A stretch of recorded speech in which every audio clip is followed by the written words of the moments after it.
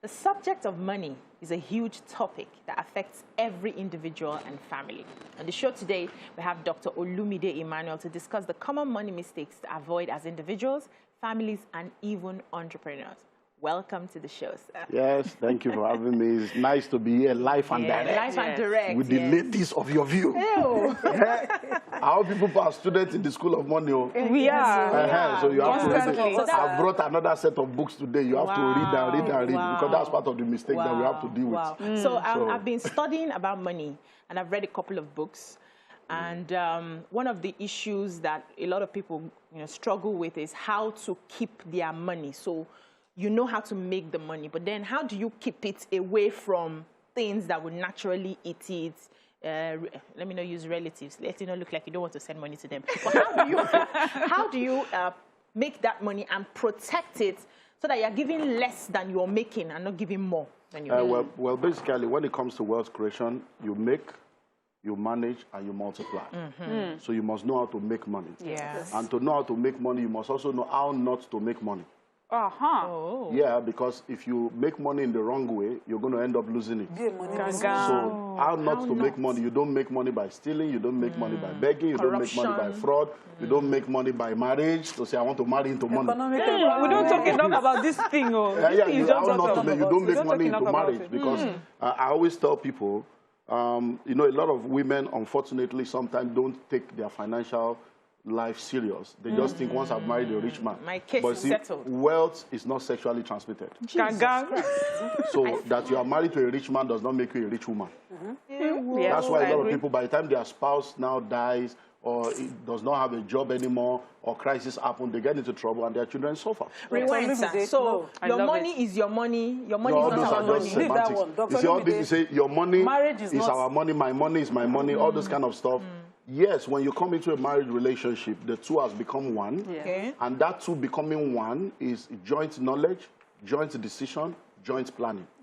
Not necessarily joint account if it doesn't work for you. Because you need to know what works for you. So it's joint knowledge. I must know what you have. You must know what I have. There shouldn't be any secret anywhere. I love this. Then there should also be joint planning. And joint decision making. Wow. And once you understand that, it will help you. Let's go back to what you just said, because I was saying this to a couple of women and it sounded strange to them. Marriage is not economic empowerment. No, it's not. It's not. So let's agree, and I hope women are watching before they come and say, because it's a man that said it, that it is not. And it is because go and check it anywhere. Some women marry and every day you come and you say, oh, Fumilowo. If I say, why have you not done it? That did not give me money. I'm like, is this supposed to give you money? So why did you... I don't understand, because I tell a lot of young people, okay, you went to school, I went to school. You graduated 7 years ago, I graduated 7 years ago. You have BSc, I have BSc. You started working 6 years ago, I started working 6 years ago. I meet you 6 years later as a single man. You are asking me, do you have a house? Do you have a car? Why you not get? We have both been working for 6 years. What have you been doing with your own money for the past 6 years? Then when I now meet you, I should now carry all your responsibilities. Marriage is we love each other and want to build a life together. And everybody should come in with 100, not 50-50. Not 50-50. You come in with 100% commitment to do all you can. The other person comes with 100% commitment to do all they can. And when you come into marriage, it doesn't matter whether the man is rich or not. For your own personal fulfillment, you were not created for marriage. That's not your marriage. Is not your destiny. It is not that the creator said, "Let me send her go and marry." That's not your destiny. That's just one of the things that you require to continue to fulfill destiny. And once you understand that, because I keep wondering, on one side, you want the man to do everything for you. You are a liability. On the other side, you are talking woman empowerment. Who put you in bondage? You can't mix it. You want to be liberated from who? Nobody stops you from making your own money. Today, now, even if you are a full-time housewife with wisdom, you can make money online. You can make money from home. You can do a lot of stuff. So I believe very strongly that once people understand that making money is the first level, but you need to know how not to make money. Which is some of the things I've said, including don't wait for inheritance. So you want your father to die before you make money and all those other stuff. Any money you did not work for, any money you didn't work for, you don't have the wisdom to manage it. And if you go online now, you find out that many lottery winners, within the first 12 months to 24 months, the money is gone. Because you grow. So if you jump up, you will come down. Yes. If you grow up, you will stay up. Rewind, sir. Any money you didn't work for. Any money you did not work for, you don't have the wisdom to manage it. I agree. Do you understand? That's why when I tell people, no matter what, let your spouse, your wife work. When a woman is not working to earn money, she won't know how difficult it is to get money. Yes. So when she says, I need this, you give her 100,000. I still 100,000. Have you gathered 100,000 yourself? Your own labor, I think, 100,000. So sometimes, and unfortunately, people don't discuss these things because it's a tough issue in marriage. Yeah. And when we talk about marriage, the things that cause, because apart from my major stuff is relationship, finance, and leadership. Yeah. So that's my 3 major areas. And when we talk about marriage, a lot of people don't realize that the top 3 causes of marital problem is communication, sex, and money. Money. And people don't want to talk about that money issue. It's a difficult conversation. You don't want to talk about that money issue because the way a lady's mind works is different from the way a man's mind works. And when we come into a relationship and we understand that, look, I love you, I'm ready to do everything for you, but let's face reality. And that's why I tell men, always make sure you do full disclosure. Let your wife know this is all we have, so that you will know whether you have a wife or a knife. A knife. Hi. Because if my wife knows my salary is 750, I didn't have this my pay slip, and you are asking me for bone straight, you are asking me to change your car, then I begin to ask, hey, you know you're bone straight, your destiny is not straight. You want bone straight. You want bag and shoe to match, whereas your destiny is not matching your bank account. Wow. You have only 2 legs. Wow. You want to buy shoes like I not to buy. I love shoes. I love shoes. If you love shoes, buy shoe, produce shoe, manufacture shoe, sell shoe, market shoe, design shoes. So if a man is earning 750 and you are asking him to buy you a brand new car, then you are a thief or you are a criminal. But if the man does not let you know how much he earns, women like children think that their father is the most powerful. So women will think, my husband get money, he gets something where they are. So for me now, all our bank accounts, my wife has the token, has the code. If I say, what's the code for that one? So if you now see what is there, and you are demanding for what is greater than that, you will explain I'm returning yourself. token and this is awesome. This is awesome. I think that's why they're not doing. I'm returning everything. And I don't want to know again. But before you're coming, I think this is what it was used for me personally. Because I remember when I started my life, and then I'll present bill. I want this, I want that, I want that. The guy just keeps saying, see it. Share it. Give me my transport fare. That's what he wants. Anything you want to do with it, do with it. You will now realize that. So I had sense quickly. And wow. So, you know, the topic today was really to understand some costly mistakes that we should not make. But I'm thinking we should talk about how not to make money. Yeah. Because it's really important. You have started with the marriage one because a lot of people really feel, a lot of people have based their happiness on finding that man that can take them out of poverty. And then they find themselves in that marriage and they're still not happy. And now you're explaining to us that if you want to be rich and if you want to have money and be happy, it's not necessarily a man that can do that. What other relationship mistakes are we making? Looking at it like it is something that would get us money apart from marriage. You see, like I also said, you don't make money by begging. We have all this breadwinner syndrome. As if, if somebody is winning bread, what do you do? Your hand break. Can't you start your own bakery? Somebody is a breadwinner. And then because of this entitlement mentality, you know, because we have this entitlement that anybody that has money is because of us. You know, even for us, it's because of us that God is blessing people like you. So those kind of so that He can bless us people. What's his family for everybody? Not to help each other. So many of this entitlement mentality. You have a rich man. Years ago, a man walked into our bookstore, and then he was just complaining. And because of what I also do, I also happen to be a pastor. So I'm like, maybe this guy needs counseling or help to pray. So I said, sorry, are you okay? He said, you know, I just came from school. This is my uncle, you know, these rich people. So I'm like, any problem? He said, I came to see him, and I told him I needed money. I asked for 64,000. He just gave me 30,000. I said, did he know you were coming? He said, no. Did you tell him you needed money before you came? You just came to somebody's house on Friday, and you are going back on Monday. I said, I can only do 30. I said, are your parents? They say, my parents are alive, but they don't have money. He's the richest man in our family. He's not supposed to take care of all of us. I say, whoa. You come into a man's house on Friday night. He's not aware you were coming. He said, sorry, we need to, and he gave you 30, and now he's a bad man. Those are part of the entitlement mentality. So and that's why you find out that when people, it's part of the reason why we have a problem in Nigeria. You say politicians are corrupt. Then your cousin becomes a governor. And all of you work. How much is the salary? But so we're also enablers then. So if you're the rich man, you're also enabling that you're enabling them. You're not saying, okay, so the guy will have to steal to settle all of you because he wants to meet us. So entitlement meant thinking that because somebody has money, we're all friends, and I'm beginning to do well, my business is moving, then because of that, when we all go out, okay, well, let's go to Dubai. I should pick B for all of you. No, it doesn't work like that. It doesn't work like that. I should be able to do what I want to do because I feel like doing, not because I'm under pressure or I'm being blackmailed. So all those kind of things causes trouble. And that's why you find out that when people come to a level, they start separating themselves. Say, because you don't get money now. It's not because you don't get money. It's because there is a mindset you have when you begin to rise. And if you don't have money and you don't have that kind of mindset, you're going to slow me down or you're going to begin to make me feel uncomfortable around you because there are some conversations I can't have. Anymore. I want to pay for a flat in Lekki. It's 35 million, I've paid 20, I'm paying the balance of 15 small. I can't talk to you about that because you are telling me, oh, you know, when I asked you for 60,000, you did not give me, and now you're spending millions. As if you are the one that will plan my future for me. What's going to happen with my children? School fees, look at what's happening with dollars. Yeah. So if you are thinking, oh, how my children to have a better life, you want to send them abroad, you are not going to use Naira to do that.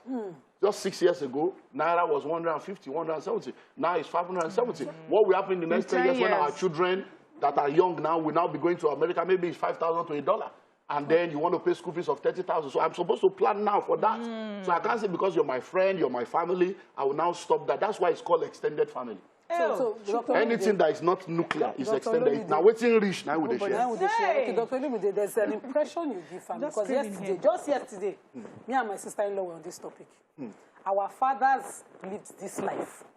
There's an impression that you give family that makes them think, I don't need to do anything. I just need to bring my problem, you solve it. There was a joke that they used to laugh about within my family about my uncle telling a woman, you know my brother, he lives in Lagos. He wants to marry the woman. My brother lives in Lagos. Did you see that house? My brother has house. My brother, the woman agreed to marry him. Based on brother. So what impression do you give family? How do you give them the impression that you're still family, but that their burden is not your own and you're not killing anyone? That's why we need to have that discussion. In 1998, my own story started in 98. I got married in 1997 and discovered that that was one of the greatest mistakes of my life. The marriage was not the mistake. Getting married poor was the mistake. I fell into the trap of, I love you the way you are. I love you the way you are. And I suddenly realized that there's no romance without finance. I love you the way you are does not mean I love you to remain the way you are. When a woman tells you, when a woman tells you I love you the way you are, she has an unconscious diary that if I suffer with this guy, please within 3 to 5 years. If after 3 to 5 years nothing changes, our whole story will change. And then you start hearing that cannot take care of his house, his husband, and if there, are you a man, then you would now enter depression. So in 1998, when I began to realize that I became depressed, I said, I want to find out the way out. And when I found out what it takes to become rich and wealthy, the first thing I did was to call a family meeting. Hold your thoughts, sir. Let's take a short break. When we come back, you continue. I feel like clapping, like just a round of applause. Stay tuned. Your View will be right back.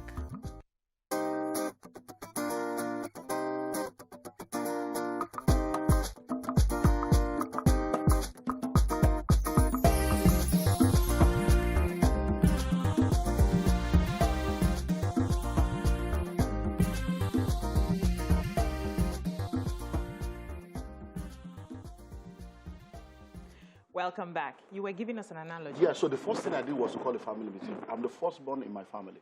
And you have all this firstborn bondage.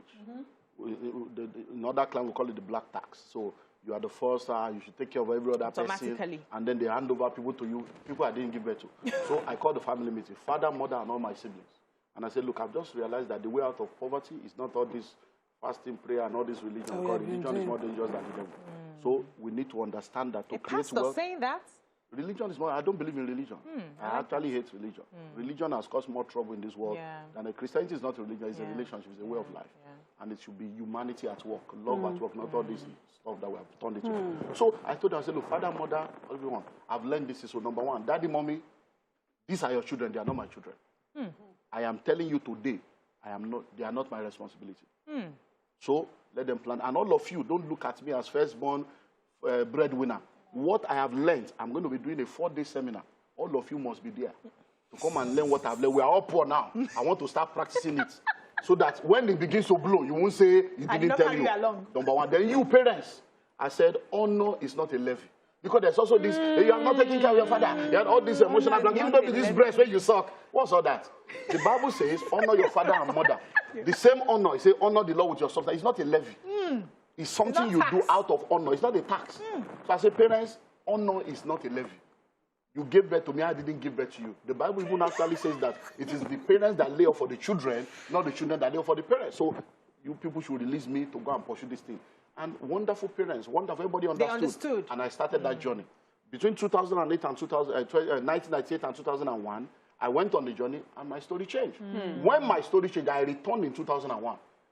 And so between then and now, my parents have been on salary every month. I said, Daddy, Mommy, finally. Yes.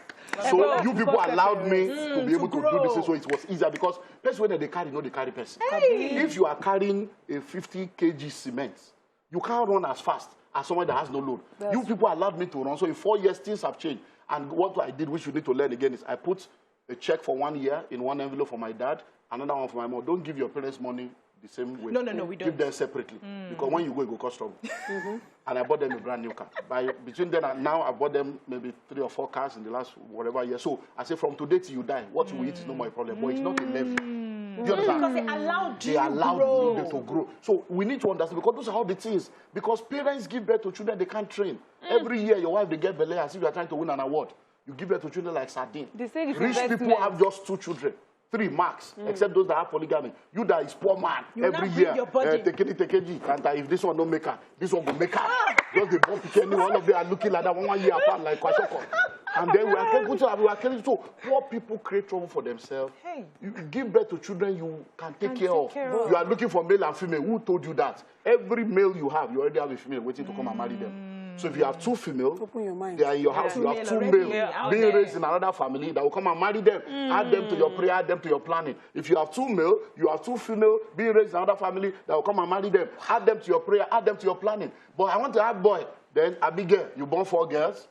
Then by the time you are waiting for the boy, when the boy now arrives, he arrives as 1 boy, 1 girl again. You become 5 girls, 1 boy. And then your salary is 70. Your wife is selling bakery or selling church card. And then you say it's one devil in the village. It's one village people troubling you. You are the village people. Most of what we call generational curse in this climate is not a curse, it's generational ignorance. It's generational lack of planning. Your grandfather worked in Nigerian Railway. Your father worked in Nigerian Airways. Now you are in NIPOS. In what way is that a generational curse? It's a generational choice. You all chose to be civil servants. You chose that nobody will be an entrepreneur. Your grandfather didn't build a house, you didn't build. Now, you're now saying, it's not, no, it's not. Have you noticed that all over this Lagos, illiterate are the landlord, educated ones are the tenants? Yeah. You went to school, you think you are doing big boy, big girl, you go, they buy car, 7 million, they rent house for 2.5 billion, the landlord is illiterate. Trips. And they are calling you Oga tenants. Oga tenants. Please, sir, I want to take you somewhere. But first, your story reminded me of when, as a teenager, my younger brother, many years between us, and my mom would say for me to teach him his homework. And he would not want to listen. He would be screaming, this is child abuse. And I went to go and meet my mom. I said, see, he better learn his school book now, because I'm not going to grow up. I'll be paying anybody any money then. You know, I don't know how it came to be, but I don't felt, better sort yourselves out now quickly, because I'm not going to be sorting you out later. But, you know, a few days ago, we discussed this story about a pastor lady who talked about people who are rich should have only rich friends. You know, I'm just summarizing it, paraphrasing it. So you should have only rich friends. You cannot be, or else almost like those who are not rich will drag you down. And the thought generally was like, no, you need all kinds of people to be friends with. Was she right or were we wrong? Okay, now, I don't know why you brought that up, but I think that's why you brought it up. That message was actually preached in my church. Oh! Yeah, just 2 weeks ago. So if you go online, you see my name there. I was the one who was saying, Dr. Olumide, because that message was preached in my church. Okay. And give us the context. BC said exactly what was the right thing. Okay. She said, we don't have the full message. So maybe we picked it out of context. But you know the way social media works. They push all kinds of stuff out of context. Now, she was talking about a lot of things. And in what she was saying, she was talking about being intentional. about the way you live your life, about the fact that in life, your associations affect you. The kind of people you move with affect you. If you have tried to help people, they are not willing to be helped. Staying there will affect you. And then she went on and on for that. So if you look at the entire message, then you'll be able to understand the context within which she was speaking. Then you'll be able to see, because I was there, I was sitting there, it was in my church. That the message was. So when he went by, she called me and said, Pastor, we are blowing there, we are leading. I said, look, I don't do social media, so I don't really know. He said, this thing that I said, look, man of God, you are not, we have been in this thing now. Let them say whatever they want to say. Just make sure that you are true to yourself, and those that are there understand. Because I now went to watch it, and I'm like, oh, no, this is not it. I know that's not the way it was. They've cut something. Even the one I said, they said that I said that if they don't pay the pastor money, that they are doing baby dedication. And then you now put 500 naira in the envelope for baby dedication, and you didn't give your pastor more than that, but you use 500,000 for naming ceremony, and you now use 500 naira for offering. The 500 you use for naming ceremony, are you not supposed to give your pastor? That's why the children turn out wrong.